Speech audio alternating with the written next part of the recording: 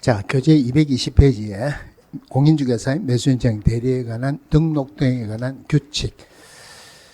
자, 이번 시간이 무슨 시간이냐면은 올해 공인중개사법에서는 이론 수업하는 마지막 수업이에요. 조금 기분이 별로 좀 그렇죠. 자, 이 매수인증 대리에 관한 대법원 규칙인데 이게 어디에서 나오느냐면은 우리 공인중개사법에서 법인인 기업공개사 겸업할 수 있는 업무 6개 중에서 마지막에 있는 경매 공매 물건의 권리 분석 및 취득의 알선, 매수인증 대리, 입찰 신청 대리할 수 있죠.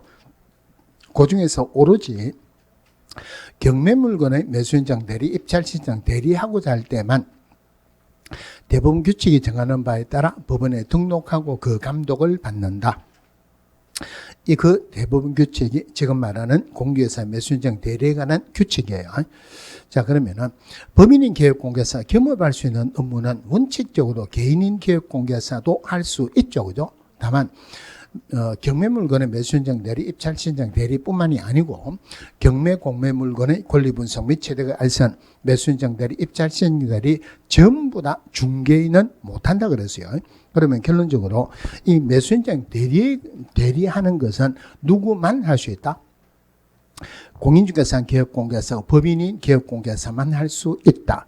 등록할 수 있는 자는 규칙에서 표현되기로는 공인중개사 또는 법인인 기업공개사. 물론 거기서는 그냥 공인중개사로 되어 있지만 공인중개사가 아니고 공인중개사인 기업공개사다 이 말입니다. 자, 요게 양은 어느 정도 되느냐면은 공인중개사법에서 중개 실무 부분을 뺀 부분이 여기에 다 들어가 있습니다. 그런데 문제는 한 문제가 나와요. 그러면은 양은 굉장히 많은데 문제가 하나만 나온다. 전부 다 보는 것은 경제적이지 않다. 그죠? 나올 것만 봅시다.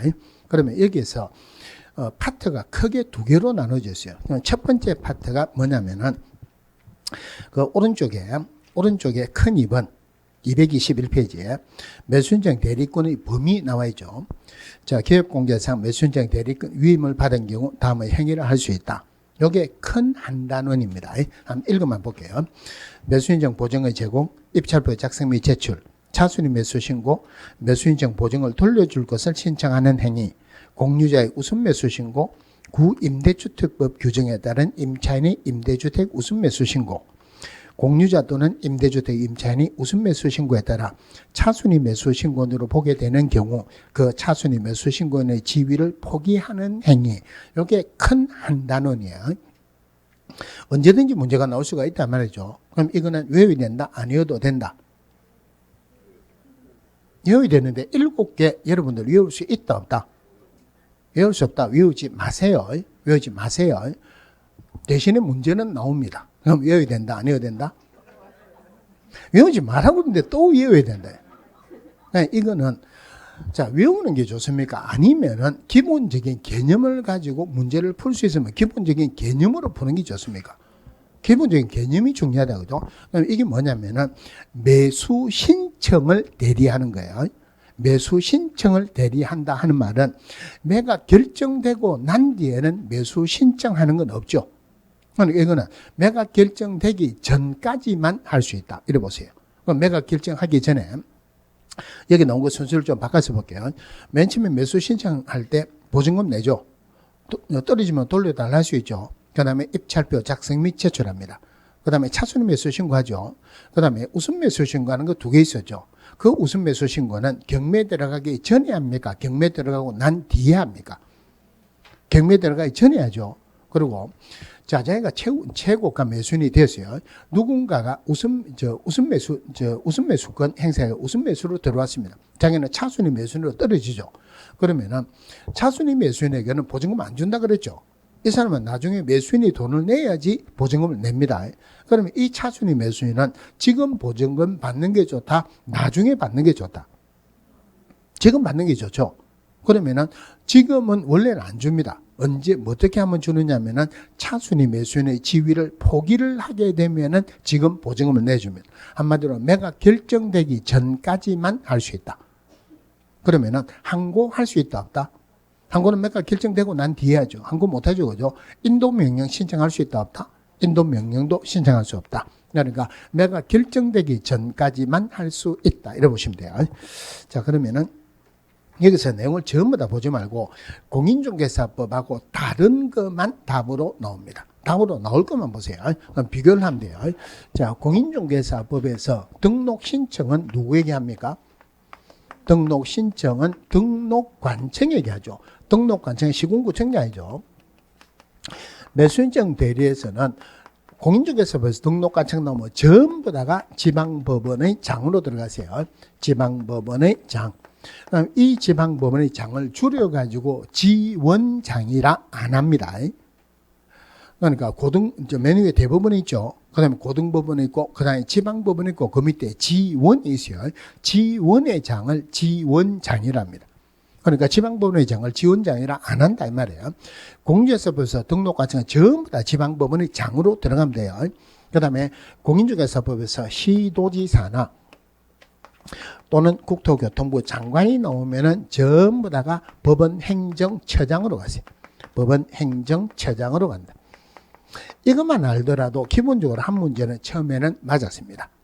그러니까 시도지사 하는 거 우리가 알고 있죠. 그죠? 그럼 전부 다 법원 행정처장으로 가면 돼요. 자, 등록 신청할 때 등록하는 등록 서류가 공인중개사법에서는 사실사자 들어가죠.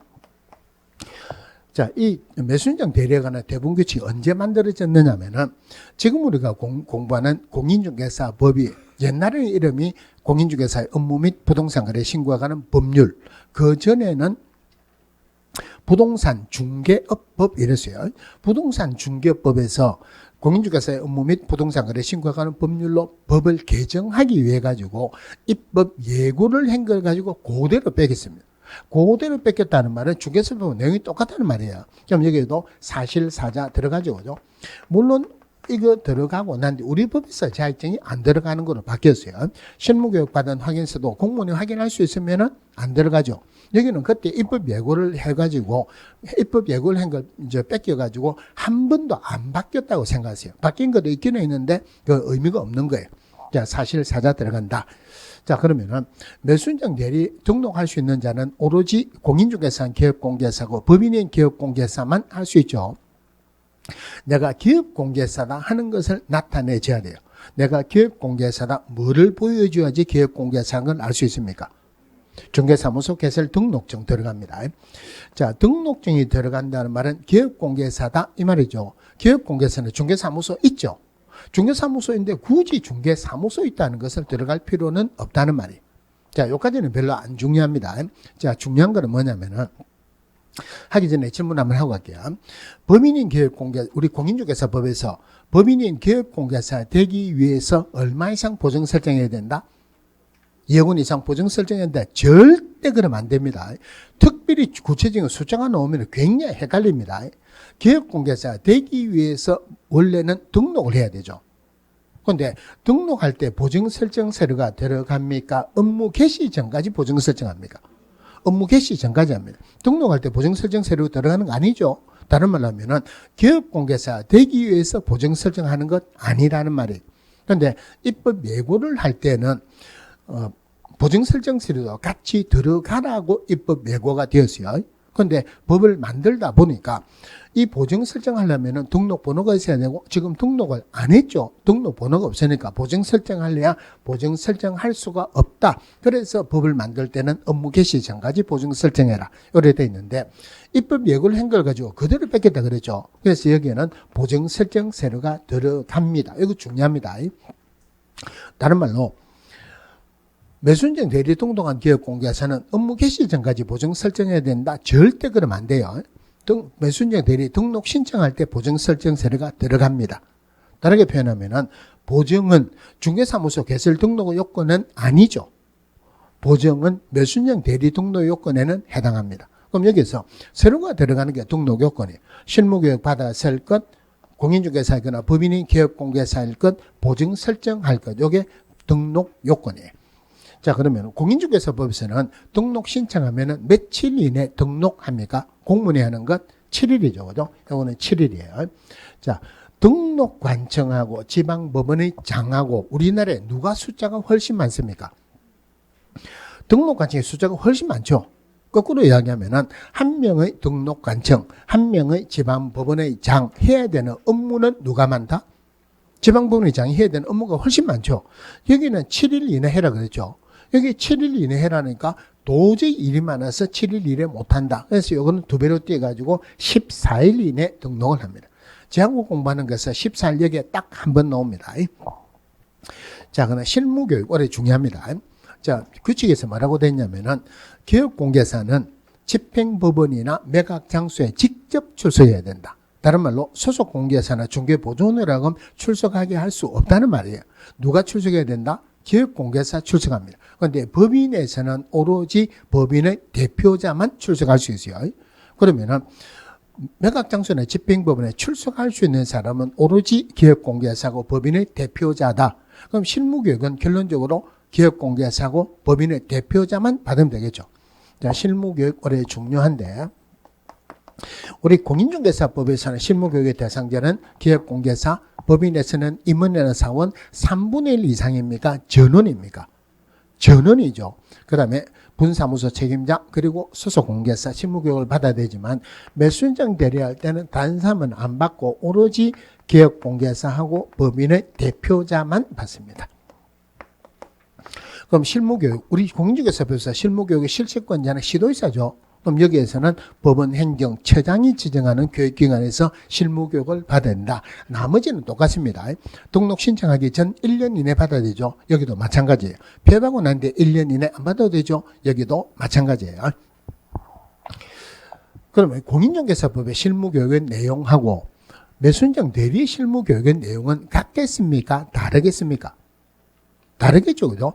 공인중개사법 실무교육은 중개업하는 실무교육이고 여기에서는 매수 신청하는 실무교육이에요. 내용이 다르죠. 그럼 이런 질문이 나온 적도 있었어요.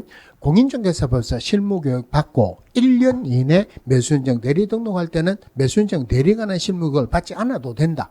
말이 안 되죠, 그죠? 요거 받고 그 다음날이라도 매수인정 대리가 하는 실무교육을 받아야 돼요. 자, 그 다음에 결격사유, 혹시 제가 까먹으면은 나중에 결격사유 해야 된다 이야기를 했어요. 이거는 시간이 좀 걸립니다. 자, 그 다음에, 보관하는 게 있어요. 자, 보관하는 게 매수인정 대리에서는 중개사법이 없는 사건카드가 있습니다. 사건카드. 사건카드는 5년 보관합니다. 자, 확인설명서도 보관하는데 중개사법에서 확인설명서는 몇 년 보관한다? 3년이죠. 그런데 매수인장 대리할 때 이 확인설명서는 사건카드에 철해서 보관해라. 사건카드 5년이니까 확인설명서 몇 년 보관한다? 5년. 여기서는 보관하는 것은 오로지 요거 2개밖에 없어요. 확인설명하는 내용도 조금 이따 별도로 말씀드릴게요. 자, 그 다음에 인장 등록에 관한 규정은 중개사법에서는 인장 등록하는 거 맞죠, 그죠? 그런데 매수인장 대리에서 또 인장 등록을 하게 되면은 한 사무실에 인장이 2개가 있죠. 자칫 잘못하면 다른 거 쓸 수도 있죠. 그래서 여기는 인장 등록 규정은 없습니다. 중개 업무에 사용하는 인장을 사용하여야 한다 이렇습니다. 그다음에 업무 정지. 자, 업무 정지는 중개사법에서 최고 몇 년? 최고 6개월이죠. 여기에서는 1개월 이상 2년 이내로 한, 여기 작년인가 재작년인가 업무 정지가 틀리게 나온 적이 있었어요. 그 다음에 실비 받는 게 있습니다. 실비 중개사법에서 실비 받는 거 있죠. 그죠? 자, 실비가 2개가 있죠. 권리 확인에 소요되는 실비 한마디로 등기부 발급 비용이에요. 그거는 권리를 이전하는 어린에게 받는다. 그죠? 그리고 또 예치 시 필요한 실비는 권리를 취득하는 어린이가 받는다. 예치 제도는 매수인정 대리에 관한 대부분 규칙 만들고 난 뒤에 여기에서 나왔으니까 여기는 예치하는 실비는 없어요. 그런데 중개사법에서 실비는 이거는 사실은 법을 고쳐야 돼요. 왜 고쳐야 되느냐면은 권리 확인에 소요되는 실비가 한마디로 말하면은 등기부 발급 비용이에요. 우리 등기부 발급 받을 때 등기부를 적어도 3번 이상은 발급받습니다. 그러니까 실제로는 발급받는 게 아니라 열람을 해요. 맨 처음에 누가 우리 집 팔아주세요 하면은 여기 권리관계가 어떻게 되어 있는가 등기부 한번 받아야 되죠. 그 다음에 계약 체결할 때 등기부 한번 봐야 되죠. 반드시 봐야 될 때가 잔금 지급할 때 그날 봐야 돼요. 그러면은 그날 등기소 가서 떼야 됩니까? 그거 아니죠. 인터넷으로 발급받으면 되죠. 그죠? 근데 인터넷으로 발급 한 번도 안 받아본 사람이 많죠. 하면은 아무것도 아니에요. 근데 여기서 공인인증서 가지고 계시는 분도 있고 안 가지고 계시는 분도 계시죠. 중개할 때는 공인인증서 반드시 가지고 있어야 돼요. 등기부 발급받는다, 공인인증서 있어야 돼요. 자, 그 다음에 토지대장 발급받는다, 아니면은 건축물 대장 발급받는다. 돈 줘야 됩니까? 안 줘야 됩니까? 원래 돈 줘야 되죠. 근데 돈 안 주고 그 발급받는 사이트가 있어요. 뭐 가짜 사이트가 아니고 공식적인 정부에서 운영하는 겁니다. 일사편리라고 있어요. 그거 하게 되면은 돈 안 줘도 됩니다. 그래도 공인인증서 있어야 돼요. 공인인증서 안 하면은 중개할 때 굉장히 복잡습니다. 난 컴퓨터 이런 거 잘 못해가지고 공인인증서 어쩌는 거 모르겠다. 걱정하지 말고 은행에 가세요. 은행에 가가지고 내가 이제 창구에 가가지고 공인인증서 발급받으러 왔다. 그러면은 뭐 어쩌고저쩌고 하면서 공인인증서 발급받는 게 컴퓨터에 저장할 수도 있고 아니면 USB에 저장할 수도 있죠. USB 하나 가져가세요. 내가 이런 거 잘 못하는데 좀 해주면 안 됩니까? 은행 직원은 친절하게 이거 해드릴게요. 안 합니다. 내가 바빠서 이거 해줄 시간이 없습니다. 이래요. 대신에 은행에 가면은 창구 안에 앉아 계시는 사람도 있고 바깥에 일반적으로 서 있는 사람도 있죠. 손님 말고 누굽니까? 청운경찰 있죠. 그죠? 청운경찰. 주로 그분들이 해줍니다. 그거 가서 해달라 하지 말고 그러면 은행에 앉아 계시는 분이 그러면은 저분에게 도움을 좀 받으면 됩니다 하고 부릅니다. 불러갖고 이분이 컴퓨터 잘 못해가지고 공인인증 잘 못하는데 이것 좀 도와주면 안 되겠습니까? 그분들이 주로 해줍니다. 그러니까 USB 가져가가지고 그러니까 뭐는 있어야 되느냐면은 아이디 있어야 되죠. 비밀번호 있어야 되죠. 그거만 해갖고 이거 모르면은 못하니까 적어놨다가 USB 담아달라고 가지고 오면 돼요. 그러니까 안 해봤어 그렇지 하는 건 아무 문제가 없어요. 자, 근데 등기부 우리가 실질적으로 인터넷으로 발급받는 거하고 열람하는 거는 가격이 달라요. 열람할 때는 700원입니다. 발급받으면 1,000원이에요. 물론 열람한 거는 법적 효력은 없습니다. 내용은 똑같아요. 그러면은 우리가 굳이 발급받을 필요는 없죠. 열람하면 되죠. 그죠? 열람해가지고 하나 프린터가 복사해가 보고 컴퓨터에 보관을 해 놓으셔야 돼요. 보관을 해 놓고 그걸 뭐 할 때 쓰느냐면은 우리가 매물을 받고 또 사고자 하는 사람에게도 받아야 되죠. 매물은 집주인에게 받아야 되죠. 그죠? 사는 사람들은 많죠. 광고를 하죠. 그죠? 광고하는데 주로 어디로 광고합니까? 옛날에 신문에 광고했죠. 요만큼 해가지고 뭐 있다 그랬는데 그때는 신문에 광고 한번 하면은 전화 받는다고 굉장히 힘들 정도로 전화가 많이 왔대요. 요즘 신문에 광고하고 신문 보고 전화하는 사람 없죠. 전부 다 인터넷으로 광고하죠. 그죠? 주로 네이버 부동산에 광고를 합니다. 광고를 하려고 그러면은 어떻게 물론 지금 하는 것은 진짜로 중개 실무인데 시험에 나오는 건 아니에요. 허위 광고하는 것도 있죠. 허위 광고하니까 등기부 첨부를 해야 돼. 얼마 이상 되면 등기부 첨부하고 진짜 주인이 냈다. 주인 전화번호 적습니다. 그러면 확인하려면은 SK인가 KT인가 이런 것도 해야 돼요. 그런 거를 넣으면은 광고한데 조금 위로 올라갑니다. 그런 거 안 하면은 밑으로 떨어져요. 위에 올라가는 게 광고 효과가 좋죠. 그러니까 그런 것들 할 때도 등기부 컴퓨터에 보관된 거 내야 되겠죠. 그죠? 하여튼 등기부 발급 비용은 기본적으로 700원 내죠. 자, 그런데 우리 5억짜리 주택을 매매 계약을 체결합니다. 주택이면은 보수는 시도 조례로 정하죠. 천문의 구위 내에서 국토교통부 령이 정하는 범위 내에서 즉 매매나 교환은 천문의 9 이내 임대차는 천문의 8 이내에서 시도 조례로 정하는데 5억 정도 되면 일반적으로 한 천분의 4 정도 돼요. 5억이 천분의 4다 200만 원이죠. 쌍방이 받으면 얼마다? 400만 원이죠. 쌍방에 400만 원 받고 일방에 200만 원 받으면서 등기부 발급 비용 700원 주세요. 이거 말이 됩니까? 안 됩니까? 말 안 되죠. 그죠? 그래도 법에서는 그래 되죠. 그런데 매수인정 대리할 때는 이거는 말도 안 된다. 이래가지고 이거는 다르게 고쳤어요. 실비는 받을 수는 있어요. 원거리 교통비나 원거리 출장비는 실비 받을 수 있습니다. 다만 매수인정 대리와 관련된 통상의 비용, 예를 들어서 등기부 발급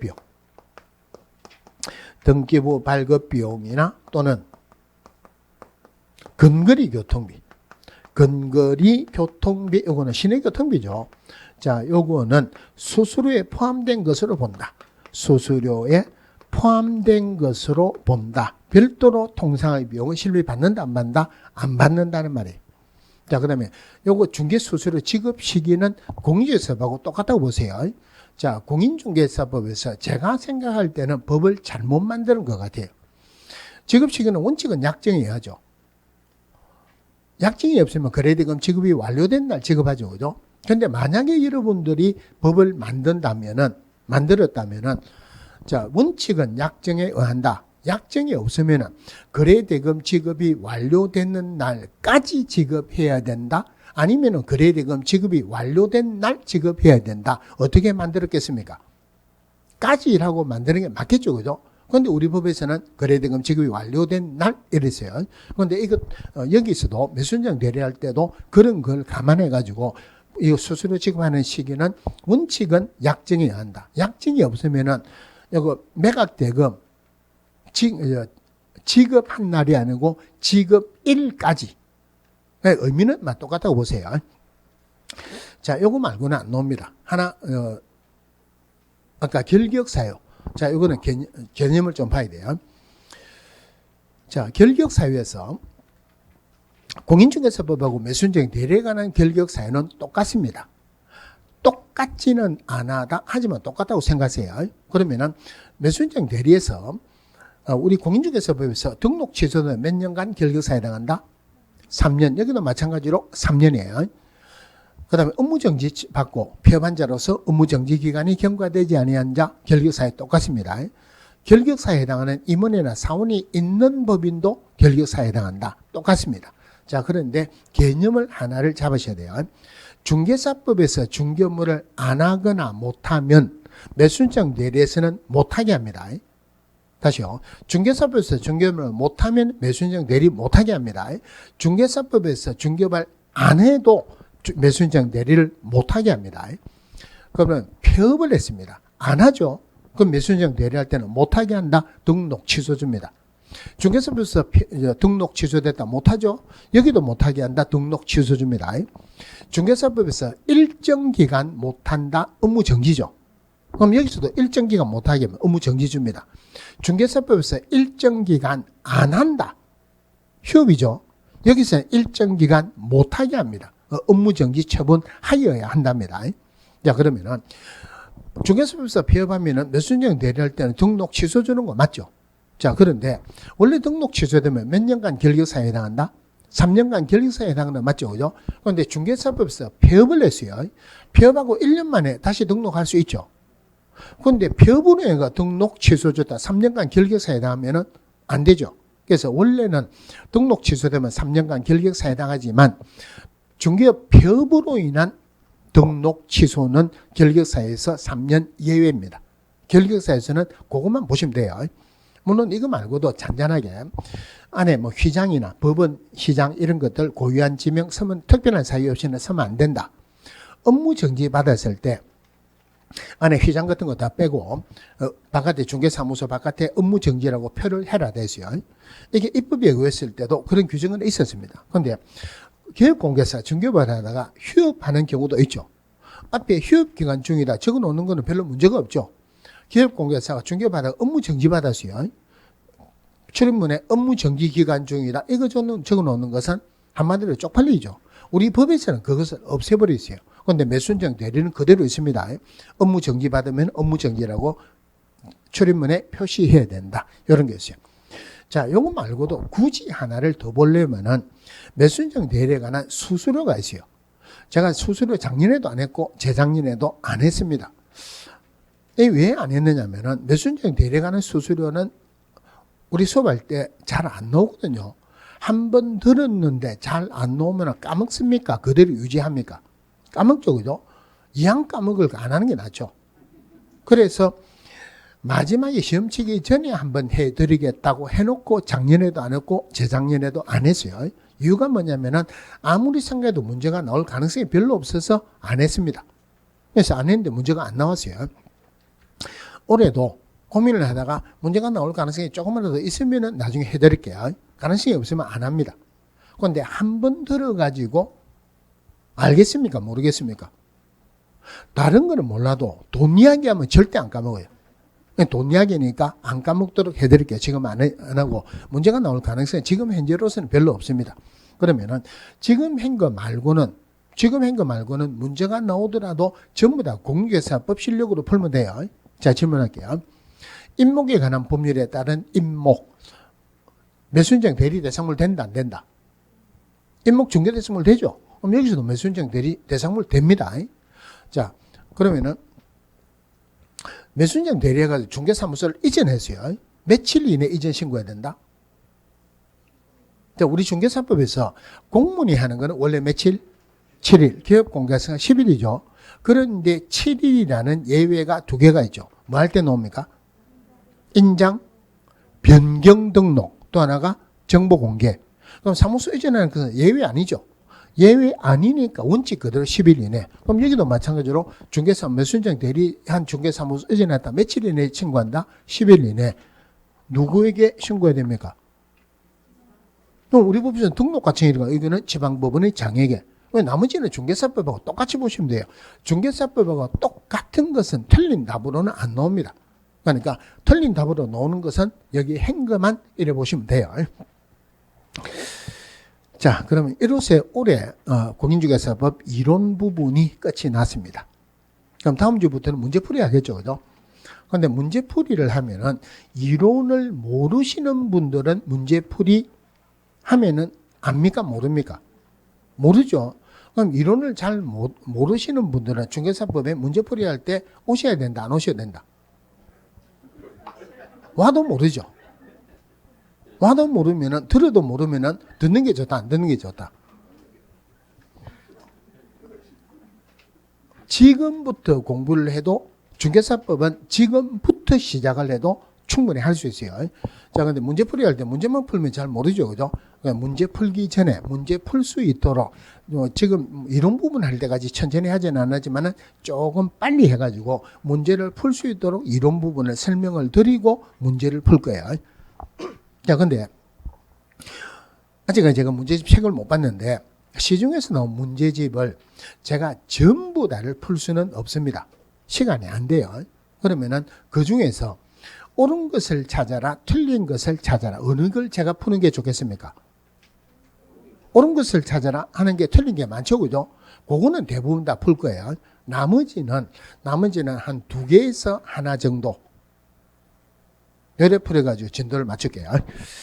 자, 그거는 다음 주에 하기로 하고, 오늘 오전에 수업 들어오니까 한 분이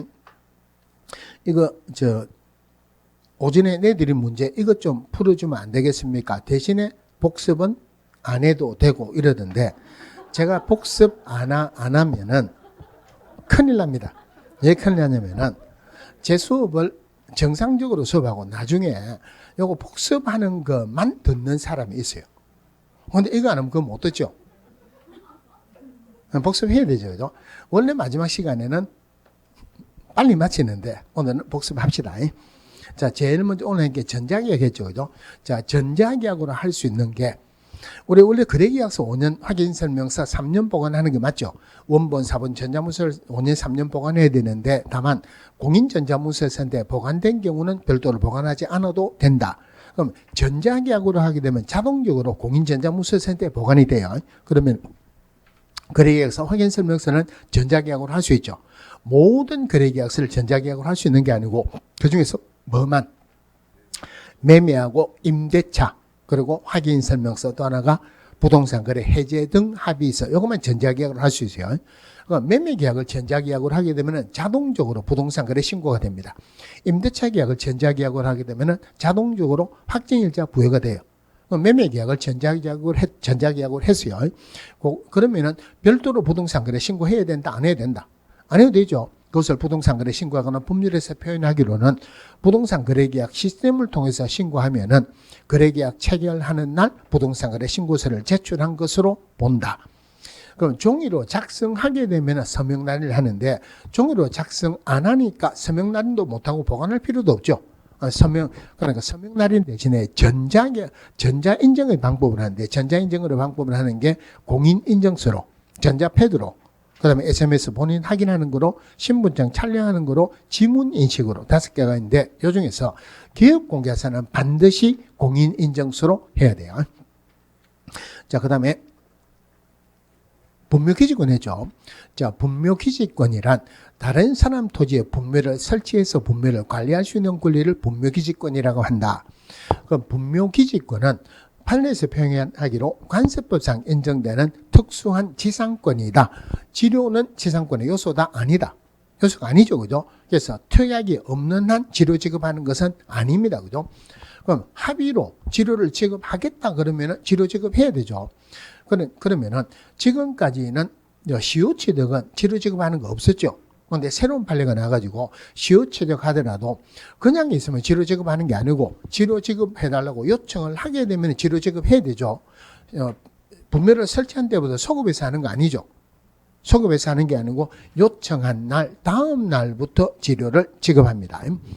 아까 어제 공부한 사람이 문자가 왔는데 판례에서는 시효취득이라도 치료 지급하는 게 아니라고 판례에 나와 있던데 왜 수업할 때는 치료 지급해야 된다라고 나오느냐. 판례는 신판례 우선입니까? 구판례 우선입니까? 신판례 우선이죠. 옛날에는 치료 지급 안 해도 된다는 판례가 있었어요. 그런데 새로운 판례로 지금 시효취득할 때 치료 지급해야 된다거나 옛날 판례는 지금 필요가 없는 거죠. 지금 그거는 그 판례가 나오기 전에 책이 나왔다 이 말이죠. 책에 시효취득할 때 치료 지급 안 한다고 나와 있으면 판례가 나오기 전에 책이 나온 거예요. 그거는 이해를 하세요. 책 만들고 난 뒤에 이거 판례가 바뀌었는데 책을 다시 만들 수는 없잖아요. 그것 때문에 그렇습니다. 자, 그러면은 우리 분묘기지권이 생기는 게 다른 사람 토지에 승낙을 받고 분묘를 설치했다. 분묘기지권 생기죠, 그죠?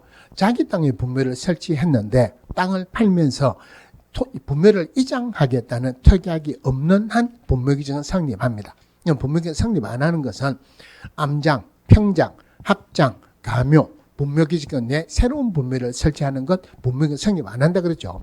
그러면 분묘기지권, 개인묘지의 분묘기지권은 몇 제곱미터 이내다? 그러면 안 되죠. 그죠? 30도 아니고 15도 아니고 분묘기지권은 절대 구체적인 숫자가 나오면 안 돼요. 분묘기지권은 분묘기지에 한정된다. 맞습니까? 틀립니까? 분묘기지라는 게 묘등이라는 말이에요. 우리 절할 때 묘등이 올라서 절하는 거 아니죠. 분묘기지뿐만이 아니고 봉제사 할 수 있는 일정한 면적을 합한다. 분묘기지권은 분묘가 있고 분묘를 관리하겠다는 의지가 있는 한 영원히 갑니다. 장사 등에 관한 법률에 들어갔고 분묘 설치하는 거리 제한이 있죠. 도로, 철도, 하천으로부터는 몇 메다? 300m. 그 다음에 20보 이상의 인가가 밀집하거나 학교가 있거나 공중유 수수료 집합하는 장소에서 몇 메다? 500m. 여기에서는 개인묘지, 가족묘지를 완화시켜 주서 몇 메다? 500에서 내려오면 300이죠. 도로, 철도, 하천으로부터는 원래가 300m인데 개인묘지, 가족묘지를 완화시켜 줘가지고 원래는 100이어야 되는데 너무 가까우니까 200이죠. 그죠? 자, 자기 땅에 분묘를 설치했다. 아니면은 장사 등에 관한 법률 시행되기 전에 분묘를 설치했다. 영원히 갑니다. 이 중요한 거 하나 빼먹었는데 장사 등에 관한 법률 시행되기 전에 있던 분묘는 시효취득을 인정을 합니다. 그런데 장사 등에 관한 법률 시행되고 난 뒤에는 어떤 경우에도 시효취득을 인정을 안 한다 그랬죠. 그죠? 자, 장사 등에 관한 법률 시행되고 난 뒤에 사설묘지나 공설묘지에 설치된 분묘 설치 기한은 몇 년? 30년. 대신에 공설묘지에 한해 가지고 연장 신청을 받으면 1회 안에서 30년간 단위로 연장해야 된다. 최종적으로 기간이 끝나면 화장하고 봉안하거나 또 시설물 철거되죠. 얼마 이내? 1년 이내. 자, 묘지의 종류가 개인묘지, 가족묘지, 종교묘지, 법인묘지 있는데 남편묘지 옆에 부인묘지를 쓰면은 개인묘지입니다. 그러니까 개인묘지는 묘지를 설치하고 난 뒤에 신고를 합니다. 대신에 가족묘지, 종족묘지, 법인묘지는 묘지를 설치하기 전에 허가를 받아야 돼요. 어떤 걸 하더라도 매장하면은 매장 후 30일 내에 신고해야 된다. 자, 개인묘지는 30제곱미터 이내, 그다음에 가족묘지는 100제곱미터 이내. 나머지는 문제가 나올 건 없어요. 법인묘지는 재단법인에 한정해서 법인묘지를 설치 관리할 수 있다. 자, 가족묘지, 종족묘지, 법인묘지 내에서 묘지 1기당 10제곱미터, 합장할 때는 15제곱미터 이내죠. 그런데 문제가 나올 때는 주로 가족묘지, 종족묘지, 법인묘지 내에서라는 말을 빼고 나옵니다. 묘지 1기당 하는 말은 가족묘지, 종족묘지, 법인묘지 내에서라는 말이 생략된 거예요. 그 다음에 자연장지, 똑같은데 개인 자연장지, 가족 자연장지, 묘지하고 면적이 똑같습니다. 자연장지가 더 완화시켜 주겠죠. 묘지는 개인 묘지만 신고, 나머지는 허가. 거꾸로 자연장지는 맨 밑에는 법인 등 자연장지만 허가, 나머지는 전부 다 신고. 자, 토지 소유자나 자연장지 소유자의 승낙을 받지 않고 자연장한 자는 자연장을 위한 권리를 주장할 수 없다. 자, 분묘기지권은 분묘를 관리하는 사람이 분묘기지권 주장할 수 있다. 이래 보면 되죠. 종손이 분묘를 관리할 수 있을 때 분묘 연고자는 분묘기지권 주장할 수 없다. 관리하는 사람이 주장합니다. 종손이 관리를 해야 되는데 종손이 관리를 안 했다. 그러면은 종중이 관리를 했다. 종손은 분묘기지권 주장할 수 없죠. 분묘기지권 포기할 때 포기하겠다는 의사표시만 있으면 됩니까? 점유까지 같이 포기해야 됩니까? 의사표시만 있으면 되죠. 이게 무슨 말이냐면은 우리말에 처삼전 분묘 벌초하듯이 이런 말이 있죠. 꼼꼼하게 열심히 한다는 말입니까? 하기 싫어서 대충 한다는 말입니까? 대충 한다는 말이죠. 자, 근데 내 땅에다가 누가 내 승낙을 안 받고 분묘를 설치했어요. 그러면은 이장해라고 말을 해야 되죠. 근데 내 땅에다 설치하나, 내 허락을 안 받고 분묘를 설치했다. 연구자가 누구다? 옆에 적어 놓습니까? 안 적어 놓죠. 그럼 내가 이장을 해야 되죠. 그죠? 자, 이장을 한다 하더라도 그냥 이장 못 합니다. 반드시 시군구청장 허가를 받고 3개월 이상 공고하고 이장을 해야 돼요. 자, 이장을 할 때 자기가 이장합니까? 이장하는 업체를 통해서 이장합니까? 통하겠죠. 그죠? 그러면 이런 분묘들은 대충 하겠습니까? 꼼꼼하게 해야겠습니까? 대충 하겠죠. 그래 대충 해도 아무리 작아도 분묘 1기당 100만 원 넘게 됩니다. 자, 근데 내가 진짜 관리하기도 싫고 분묘기지권을 내가 항상 알 수 있는데 처삼전 분묘같이 그런 분묘가 있어요. 아, 내 저거 진짜 관리하기 싫다 하고 있는데 누가 분묘기지권 포기해달라 그래요. 그러면은 포기하겠다고 의사표시만 하면 됩니까? 굳이 돈 100만 원 들어가지고 이장해야 되겠습니까? 돈 100만 원 들 필요가 없죠. 분묘기지권 포기할 때는 포기하겠다는 의사표시만 있으면 되지 점유까지 포기해야 될 필요는 없다. 분묘가 멸실되면은 분묘기지권 성립 안 합니다. 그런데 분묘가 멸실됐는데 일부 멸실되고 요거를 그대로 존재하고 원상회복할 수 있으면은 분묘기지권도 그대로 존속한다. 분묘기지권 원칙은 소유의사로 분묘기지권 있는 건 아니다. 그죠? 타주점유인데 자기 땅 인근의 토지를 자기 땅으로 착각을 해가지고 분묘를 설치하는 것은 자주점유다. 이렇죠. 자, 그 다음에 부동산 실권리자 명의 등기에 관한 법률. 누구든지 명의시다 약정에서 부동산에 관한 물건을 다른 사람 이름으로 등기하지 마라. 소유권만 명의신탁의 대상은 아니죠. 그죠? 부동산에 관한 물건은 전부 다 명의신탁의 대상이 돼요. 그러니까 명의신탁이 아닌 거 규정된 거 있죠. 첫 번째가 양도담보, 가등기담보, 구분소유자의 공유지분 등기, 신탁법이나 신탁업법에 따라서 신탁재산임을 등기한 경우 요거 세 개는 명의신탁이 아니라고 규정됐어요.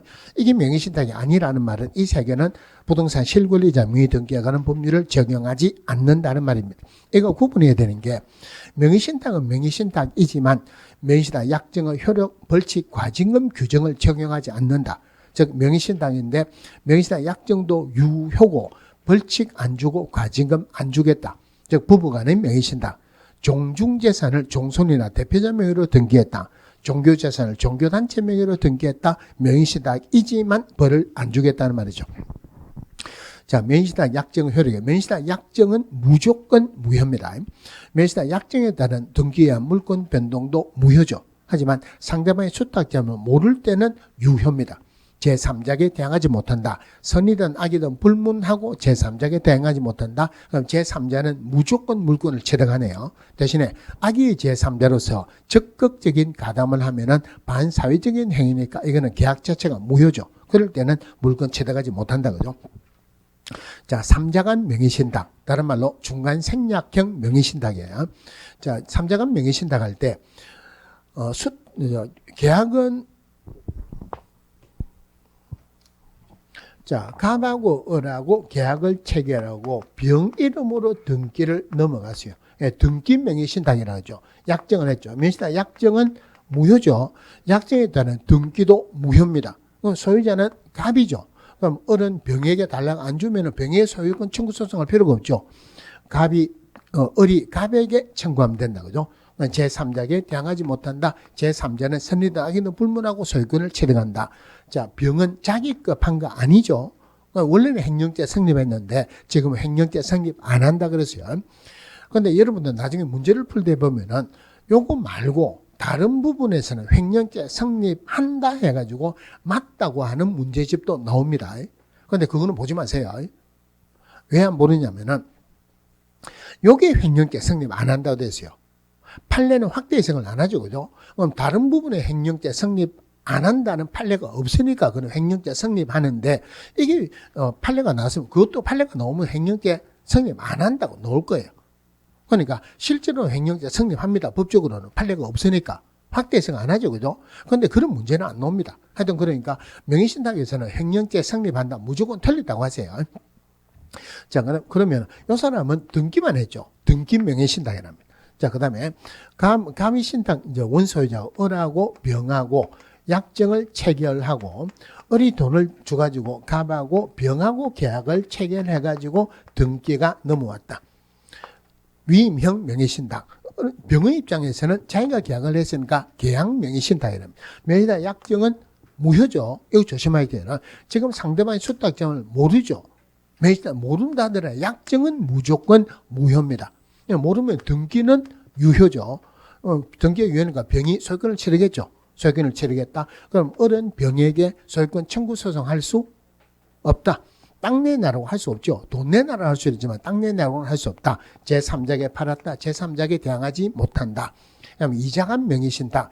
두 명이서 짜고 하는 거예요. 원소유자인 신탁자는 상대방의 수탁자인 사실을 알죠. 이거 똑같죠. 그죠? 약정도 무효고 등기도 무효다. 그러니까 소유권은 원소유자에게 소유권을 기속한다. 수탁자 명의로 보존 등기한 것도 이것도 무효입니다.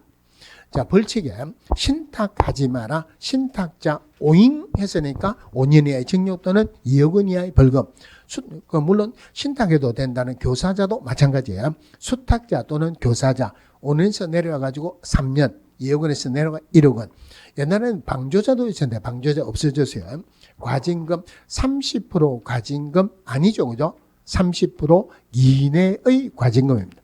그 다음에 과징금 부과받은 날로부터 1년 이내 실명 등기 안 하면 10%, 또 1년 이내 실명 등기 안 하면 20% 이행 강제금 줍니다. 자, 경매 들어가고 경매 방식에 호가 방식의 경매, 기일 입찰제, 기간 입찰제 3개가 있죠. 그 다음에 경매 종류에서 강제 경매, 임의 경매. 우리가 공부하는 것은 임의 경매예요. 담보권 실행을 위한 경매를 임의 경매라고 한다. 그다음에 신경매, 재경매 있죠. 유찰이 되거나 기일이 변경되거나 절차상 하자가 있어서 다시 하는 경매, 신경매. 대금 납부를 안 해가 다시 하는 게 재경매죠. 자, 그러면은 신경매 할 때 유찰이 되면은 최저매각 대금을 저감시키는데 오전에 해가지고 유찰됐다 오후에 저감 안 시키고 한 번 더 한다 그랬죠. 재경매할 때 원래 경매할 때 보증금은 최저매각 대금은 10%인데 재경매할 때는 최저매각 대금의 20% 내지 30%예요. 그럼 이 부분에서 잠깐만 하나만 더 볼게요. 자, 갑을 임대인으로 을을 임차인으로 임대차 계약을 체결했어요. 계약 기간이 끝났는데 보증금을 안 주더라. 그럼 보증금을 안 준다. 나가 있어라. 나가면 됩니까? 안 됩니까? 나가면 대항력을 상실하니까 우선변제, 최우선변제 못 받죠. 그럼 대항력을 그대로 유지시키기 위해서 임차권 등기명령 신청합니다. 그죠? 자, 임차권 등기명령 신청을 하고 난 뒤에 나가면은 대항력은 그대로 유지가 되죠. 그럼 이거는 나가더라도 대항력을 유지시키기 위해서 임차권 등기명령을 신청하는데 실무적으로는 임차권 등기명 신청해갖고 뭐 때문에 하느냐면은 경매 들어가기 위해서 임차권 등기명 신청합니다. 그러면은 임차권 등기명령 신청해서 임차권 등기가 경료된 임차인에게 경매 신청권이 주어진다, 주어지지 않는다. 이런 것도 민법에서든지 중개사법에서도 언제든지 지문에 나올 수 있어요. 이거는 막연하게 외워야 되죠. 그냥 외우지 말고 어떻게 생각하냐면은 경매가 강제 경매 아니면 임의 경매죠. 임차권 등기를 했습니다. 물건입니까? 채권입니까? 물건이 등기한다고 채권의 물건화 이러지 물건으로 바뀐 건 아니죠. 그러면 담보 물건 아니니까 임의 경매 못 들어가죠. 강제 경매 들어가려면 집행 권한이 있어야 되죠. 쉽게 말하면 소송을 해야 된다. 등기만 된 거지 집행 권한이 없죠. 그럼 결론적으로 이 사람 그대로 경매 못 들어가죠.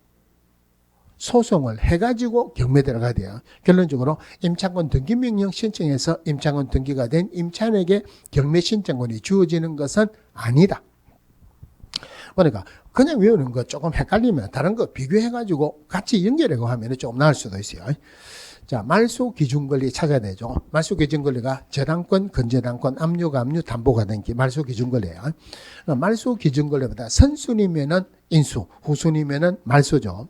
그런데 말소 기준 권리보다 후순위라 하더라도 유치권하고 법정지상권은 순위에 관계없이 무조건 인수입니다. 유치권이 인수된다는 말은 유치권자는 매수인에게 대항할 수 있다 없다? 대항할 수 있다. 그런데 유치권자는 매수인에게 돈 달라 할 수 있는 권리는 없죠. 대신에 돈 안 주면 물건 안 줄 수 있는 권리가 있죠. 그럼 결론적으로 매수인은 유치권자에게 대금을 지급해야 되는 의무가 있다. 대신에 경매 기입 등기 후에 점유하는 유치권자는 매수인에게 대항할 수 없습니다. 또 말소 기준 권리보다 선순위는 원칙적으로 인수인데 말소 기준 권리보다 선순위 전세권자가 배당 신청하면은 말소되죠. 그런데 말소 기준 권리보다 선순위로서 배당 신청할 수 있는 자는 오로지 전세권밖에 없습니다. 자, 경매 절차에서 맨 처음에 경매 신청을 한다. 매수 신청하면은 압류를 명한다. 압류를 명한다. 압류 등기를 한다는 말이에요. 압류는 송달하거든요. 등기가 되든지 송달하게 되면 압류 효력이 발생합니다. 자, 경매 신청했다가 취하되면 압류 효력은 자동적으로 취하됩니다. 그럼 매수 신청할 때 보증금 내죠. 보증금은 들어가는 사람마다 같습니까? 다릅니까? 똑같다 그랬죠. 매수 신청 가격의 10% 이러면 안 되죠. 그죠? 최저 매각 대금의 10%예요. 자, 그럼 매각이 들어간다. 매각 들어가면 최고가 매수인을 신고를 받는데 차순위 매수인도 신고를 받는다. 이 차순위 매수인은 최고가 금액에서 앞에 보증금 뺀 것보다는 금액이 적어도 높아야 된다. 자, 그 다음에 매각 기일로부터 7일 이내 매각 허부를 결정합니다. 매각 허부 결정하기 전에 농취증 제출하지 매수 신청할 때 농취증 제출하는 것 아니다. 그죠? 그러니까 매각이 결정되면은 매각 결정일로부터 7일에 항고할 수 있죠. 항고할 때는 항고 유수하고 항고 보증금 내죠. 항고를 한다는 말은 법원에서 결정했고 결정했다는 말은 매각 대금이 나왔죠.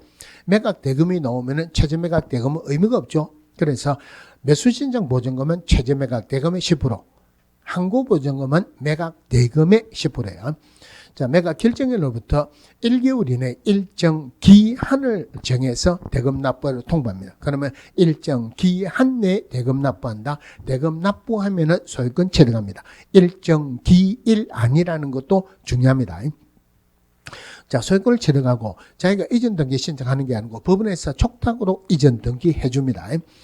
자, 근데 점유자가 안 나가면은 인도 명령을 신청하죠. 대금 납부일로부터 6개월 이내 인도 명령 신청한다. 그리고 인도 명령의 대상자는 매수인에게 대항할 수 없는 모든 자를 대상으로 합니다. 그 다음에 배당 요구 해야 되느냐 안 해야 되느냐. 판사가 등기부를 보고 말소되는 권리다 알면은 배당 요구 안 해도 되죠. 모르면은 배당 요구 해야 되죠. 배당 요구는 언제까지 하느냐. 법원에서 정한 배당 요구 종기일까지 배당 요구하면 돼요. 그 배당 요구 종기일은 첫 매각일 이전으로 정한다. 이렇게 보시면 되고, 이건 봅시다. 누가 건물을 빚이 굉장히 많은 사람이에요. 건물을 지었습니다. 최초의 등기를 무슨 등기를 합니까? 갑이 보존 등기를 합니다. 그죠? 보존 등기 하면 자기가 됐죠. 보존 등기 안 했다. 누구 겁니까? 갑이 건물을 지었어요. 보존 등기 안 했다. 누구 거예요? 법률 규정에 의한 물권 취득이죠. 상소, 공용직수, 판결, 경매, 보전등기도 들어가죠. 보전등기 안 해도 갚거죠. 그럼 보전등기를 하면은 빚쟁이들이 경매 들어오겠죠. 보전등기 안 해도 자기 거죠. 그럼 이거 보전등기 하겠습니까? 안 하겠습니까? 안 하겠죠. 이런 폐단을 없애겨가지고 정상적으로 허가받거나 신고한 건축물은 보전등기를 안 해도 경매 들어갈 수 있습니다. 자, 경매 끝까지 보시고 마지막으로 매수인정 대리관 대부분 규칙. 매수인정 대리 등록 신청할 수 있는 자는 오로지 공인중개사이거나 법인인 기업공개사. 물론 여기에서는 공인중개사를 말하는 게 아니고 공인중개사인 기업공개사다 이 말이에요. 자, 매수인정 대리권의 범위는 한마디로 매가 결정되기 전까지 할 수 있죠. 매수 신청을 대리하니까 매가 결정되고 나면은 매수 신청하는 거 없죠. 그래서 매수인정 대리권의 범위가 보증금 내고 떨어지면 돌려달라 할 수 있고 입찰표 작성 및 제출합니다. 그 다음에 차순위 매수 신고하죠. 경매 들어가기 전에 우선 매수 신고하는 거 2개 있죠. 그 다음에 자기가 최고가 금액으로 결정됐는데 누가 우선 매수 들어오면은 자기가 차순위로 떨어진다. 그 차순위 지위를 포기하는 행위 할 수 있습니다. 자, 공인중개사법하고 매수인정 대리서 비교, 다른 것만 비교를 하면 돼요. 공인중개사법에서 등록 같은 건 전부 다 지방법원의 장으로 가면 되죠. 중개사법에서 시도사나 또는 국토교통부 장관은 법원 행정처장으로 가면 되죠. 자, 중개사법에서 등록 신청할 때 보증 설정 서류 들어간다, 안 들어간다? 안 들어가죠. 업무 개시 전까지 하죠. 그런데 매수인정 대리 등록할 때는 보증 설정 서류가 들어갑니다. 즉 보증은 매수인정 대리 등록 요건에는 해당한다는 말이에요. 중개사법에서 등록 신청하면 7일 이내 등록하죠. 매수인정 대리서는 며칠 이내? 2배로 뛰어가지고 14일 이내.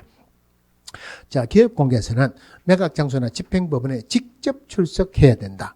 다른 말로 소속공개서나 중개보조원이라고 하면 출석하게 할 수 없다. 그죠? 법인에서는 대표자만 출석할 수 있어요. 물론 출석할 때 대리권을 증명하는 서류를 가져가야 돼요. 대리권을 증명하는 서류는 각 물건마다 들어가야 돼요. 여기 봅시다.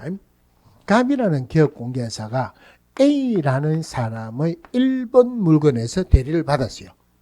그럼 위임장 가져가야 되죠. 그 다음날 갑이 B에게 2번 물건의 매수인정 대리하는 대리권을 받았습니다. 이거는 위임장 가져가야 됩니까? 안 가져야 됩니까? 당연히 가져가야 되죠. 그 다음날 A에게 3번 물건 매수인정한다고 대리를 받았습니다. 이거 위임장 가져가야 됩니까? 안 가져가야 됩니까? 가져가야 되죠. 대리 행위를 할 때마다 가져가야 돼요. 다만 예외적으로 같은 날 같은 장소에서 2개 이상의 물건을 함께 할 때는 하나만 있어도 된다. 그런데 이거 말도 안 되게 지문에 대리권을 증명하는 서류, 즉 위임장을 한 번만 제출하면 다시는 제출하지 않아도 된다. 말도 안 되게 지문에 나온 적도 있었어요. 자, 그러면은 매수인정 대리 할 수 있는 자는 결론적으로 기업공개사고 법인의 대표자만 할 수 있죠. 기업공개사 법인의 대표자만 할 수 있다. 그럼 결론적으로 실무교육은 누가 받으면 된다? 기업공개사 법인의 대표자만 법원 행정처장이 지정하는 교육기관에서 실무교육을 받으면 되죠. 자, 보증 설정하는 것 아까 안 했죠. 중개사법은 똑같아요. 법인은 얼마 이상? 2억 원 이상. 분사무소는 분사무소당 1억 원 이상. 공인중개사 기업공개사 1억 원 이상이죠. 자, 여기에서 하나 조심해야 되는 게 있어요. 분사무소 책임자는 매수인정 대리 업무 할 수 있다 없다? 할 수 없죠. 분사무소 책임자는 매각장소나 집행법원에 출석할 수 있다 없다? 할 수 없죠. 그런데 분사무소도 1억 원 이상 보증 설정을 해야 돼요. 이거는 말이 안 맞죠. 그러면은 분사무소에서 분사무소 책임자는 매수인정 대리 업무를 할 수 없는데 왜 분사무소는 1억 원 이상 보증 설정해야 되느냐 하는 것을 대부분장에게 물어보더라도 대답을 못합니다. 규칙 자체가 미비돼서 그래요. 그러니까 분사무소도 보증은 설정해야 된다. 그러면 생각하세요. 자, 사건카드 몇 년 보관한다? 5년. 확인설명서는 사건카드에 철회해서 보관해라 5년이죠. 업무 정리는 우리 법에서는 최고가 6개월이죠. 여기서는 1개월 이상 2년 이내요. 또 하나가 실비, 중개사법 실비 받을 수 있죠. 매수인정 대리할 때도 실비 받을 수 있습니다. 원거리 교통비나 원거리 출장비 실비 교육을 실비 받을 수 있는데 매수인정 대리와 관련된 통상의 비용, 즉 등기부 발급 비용이나 근거리 교통비는 수수료에 포함된 것으로 본다. 별도로 안 받는다 이 말이죠. 중개사법에서는 인장 등록 규정은 있지만 매수인정 대리할 때는 별도의 인장 등록 규정이 없고 중개 업무에 사용하는 인장을 사용하여야 한다. 자, 중개사법에서 업무를 안 하거나 못하면은 여기에서는 못하게 합니다. 중개사법에서 폐업했다. 매수인정 대리할 때 등록 취소줍니다. 중개사법에서 등록 취소됐다. 매수인정 대리할 때 등록 취소줍니다. 그럼 중개사법에서 자격 취소되면은 결격사에 해당하죠. 등록 취소줍니다. 그럼 여기서도 등록 취소주겠죠. 중개사법에서 일정 기간 중개업을 안 하거나 못하면은 매수인정 대리할 때는 일정 기간 못하게 합니다. 일정 기간 못한다는 말 업무 정지죠. 매수인정 대리에서는 업무 정지줍니다. 일정 기간 안 한다 휴업이죠. 매수인정 대리에서는 일정 기간 못하게 해야 되니까 업무 정지 처분하여야 한답니다. 자, 결격사유 할 때 중개사법에서 등록 취소되면 3년간 결격사에 해당하죠. 매수인정 대리에서도 마찬가지로 3년간 결격사에 해당하는데 중개사법에서 폐업을 했어요. 그럼 매수인정 대리에서는 등록 취소주죠. 그럼 원래가 3년간 결격사유죠. 중개사법에서 폐업했다가 1년 만에 재등록할 수도 있죠. 근데 여기서는 3년 동안 등록 못한다는 말이 안 되죠. 그래서 매수인정 대리할 때 등록 취소되면 원칙적으로 3년 동안 결격사에 해당하지만 중개 폐업으로 인한 등록 취소는 3년에서 예외입니다. 그건 결격사유로 안 봅니다. 자, 오늘은 여기까지 하겠습니다. 수고하셨습니다.